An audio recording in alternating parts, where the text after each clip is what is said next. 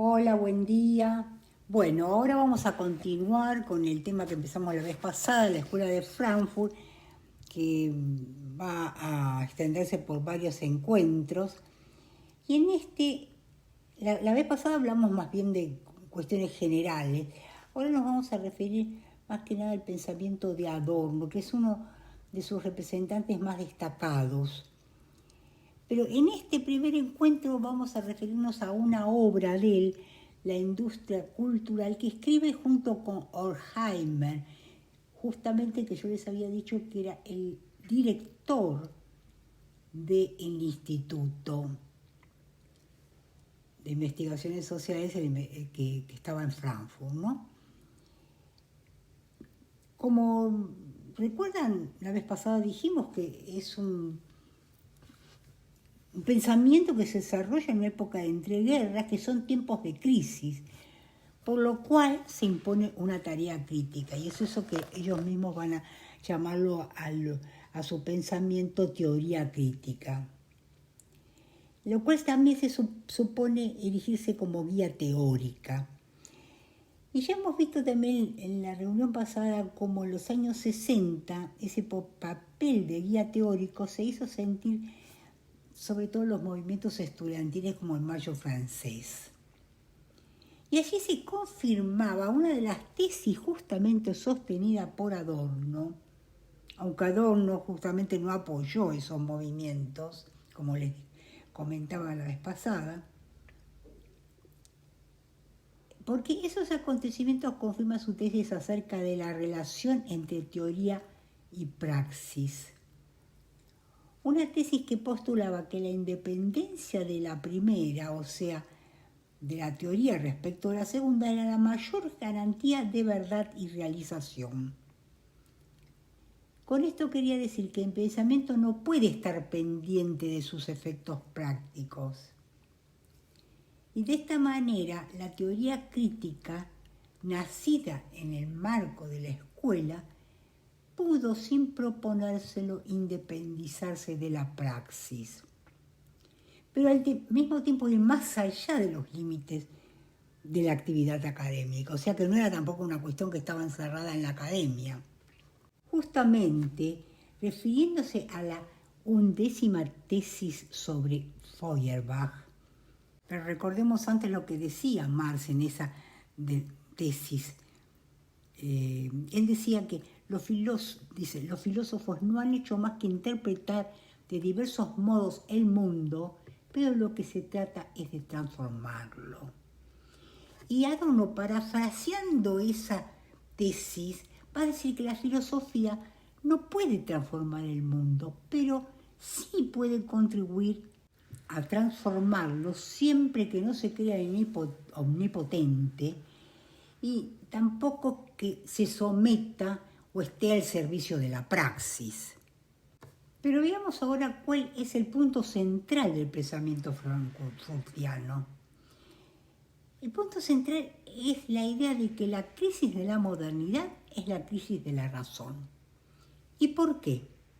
Porque a través de la razón la modernidad comenzó a despojarse de todas las oscuridades, pero para caer en nuevas oscuridades, en nombre ahora del progreso y de la ciencia. Ellos piensan, bueno, y ahora me estoy refiriendo en plural, ¿no? Porque esto que estoy comentando corresponde a esa obra, La dialéctica del iluminismo, que es de coautoría entre Adorno y Horkheimer. Aunque mucho de este pensamiento es común a toda la escuela de Frankfurt. La idea central es que la Ilustración, que había prometido la liberación del hombre, había tenido como resultado un mundo desencantado, porque ha perdido toda su mística, su elemento religioso, pero que sin embargo también ha dado como resultado un hombre igualmente oprimido, ahora por poderes profanos. Y en esto justamente consiste la crítica de nuestra cultura, una cultura regida fundamentalmente por la ley del mercado, en la cual el hombre se siente como un extraño y de alguna manera obligado al silencio. O sea, la razón se ha realizado en el mundo, y en ello van a coincidir con Hegel, pero en ese mismo punto se aparta, pues porque para los frankfurtianos esa es la peor amenaza. Porque herederos reconocidos de la Ilustración, porque ellos querían sentirse herederos de la Ilustración, no la rechazan. Una Ilustración en su versión kantiana, hegeliana y marxista, se hallan sin embargo separados de ella por otras influencias, como la de Nietzsche por una parte y los filósofos de la vida, los que enfocaron su crítica contra la rigidez de esa razón abstracta, una razón uniformadora de las existencias individuales. Y también se van a separar de esa tradición iluminista por el abismo que ha sido trazado por todas esas transformaciones políticas, sociales, económicas que van desde el primer capitalismo, que todavía esperanzado, hasta ese capitalismo monopólico con sus secuelas de masificación, subordinación del individuo, y pasando también por la experiencia soviética que con todo el elemento stalinista estaba cada vez más desahuciada. Pero sobre todo separados por experiencias como la de Auschwitz, el campo de concentración nazi, lugar simbólico donde la racionalidad moderna se realiza transformándose en su contrario. O sea, la razón deviene sin razón. No obstante, no es más que ella misma llevada a sus últimas consecuencias. No es que se haya desviado, sino que es lo llevada a un nivel muy radical que ha provocado ese resultado. Después de Auschwitz, dice Adorno, cualquier intento de búsqueda de sentido no es más que charlatanería y además injusticia para con las víctimas. Por lo cual, ¿qué queda? Solo queda el silencio, salvo que el mismo horror de ese pasado obliga a nuestra esperanza. Al fin, ese es el diagnóstico, el que la razón se ha realizado a costa de su propia negación, lo cual va a significar como la autodestrucción del iluminismo. Ahora dice Adorno, solo la autocrítica puede salvarlo de sus enemigos, aquellos que bien celebrarían un retorno al pasado.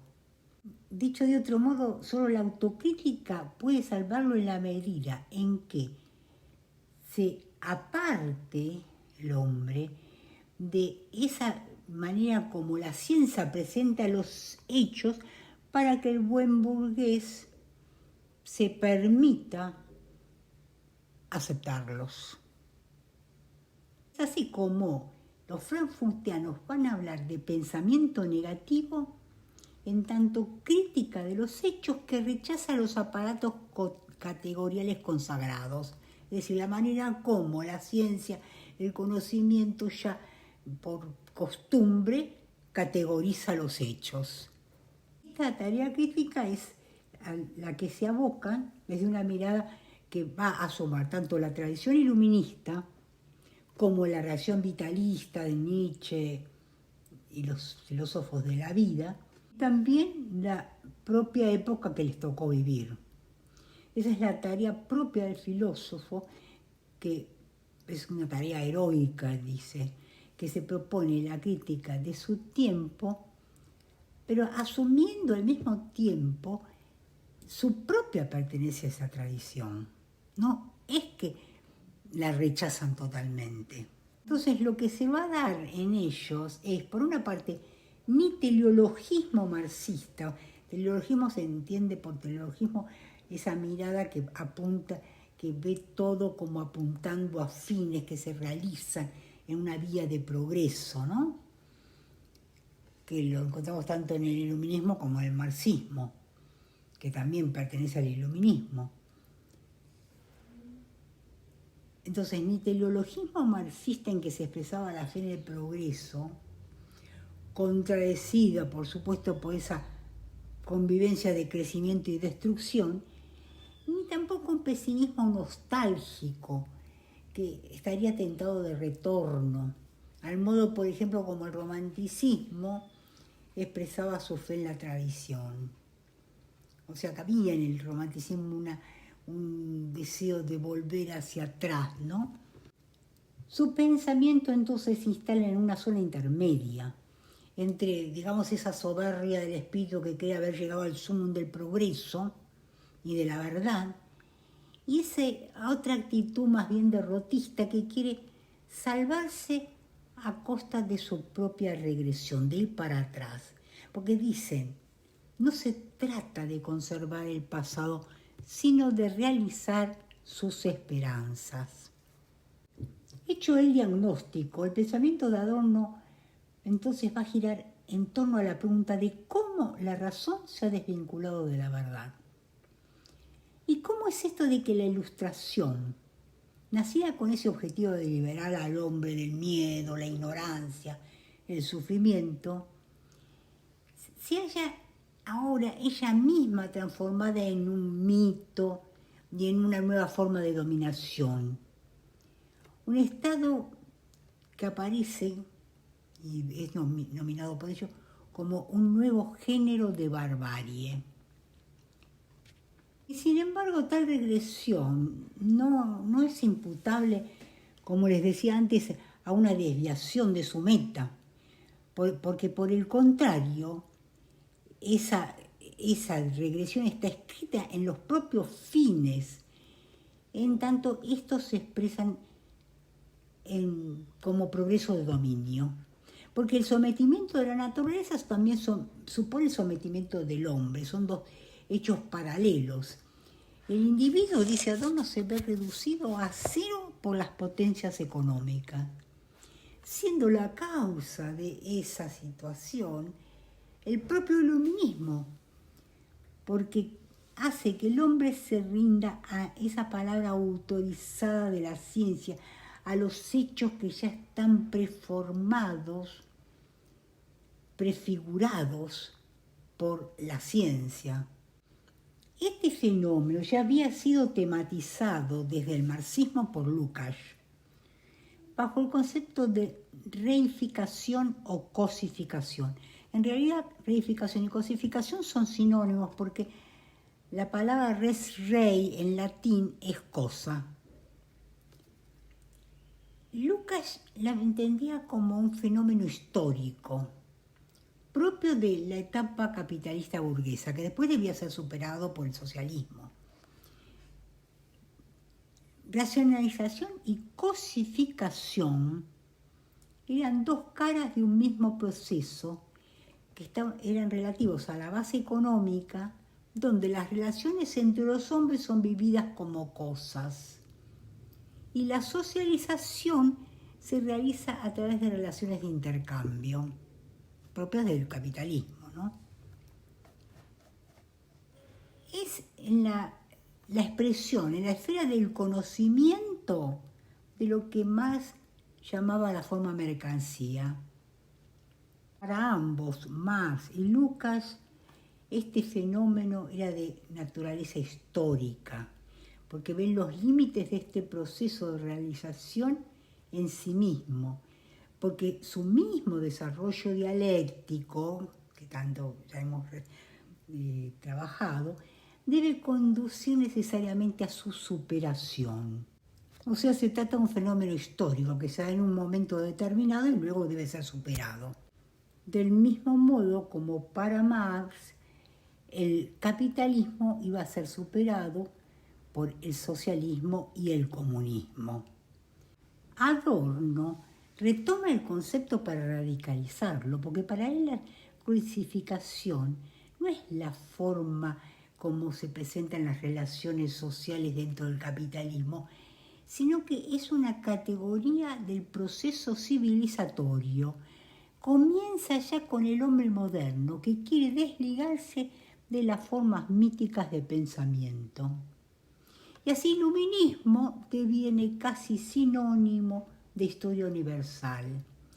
Y así el concepto de cosificación no resulta tampoco tan útil para deducir la necesaria crisis del capitalismo como para explicar su estabilidad.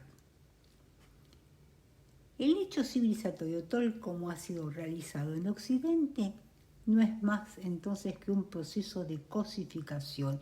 Y cosificación es la venganza de la naturaleza por la violencia que el hombre ha ejercido sobre ella. Por una parte, en tanto naturaleza externa, porque ha ejercido violencia sobre la naturaleza externa, y también sobre su naturaleza interna, sobre sí mismo. El proceso se va a ilustrar en el personaje de Ulises, que encarna la figura del primer individuo burgués.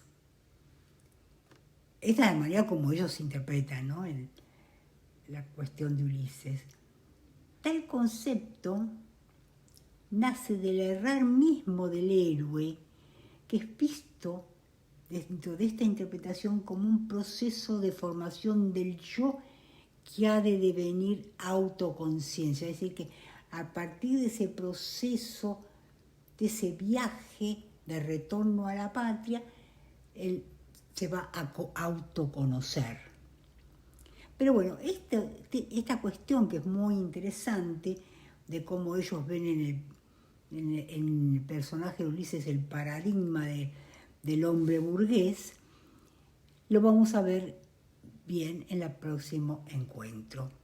Y les vuelvo a reiterar, como siempre, que me pongan like, que me hagan comentarios y que también revisen la página web, donde siempre dejo algunos documentos para que se pueda completar estos conocimientos. Bueno, hasta la próxima entonces.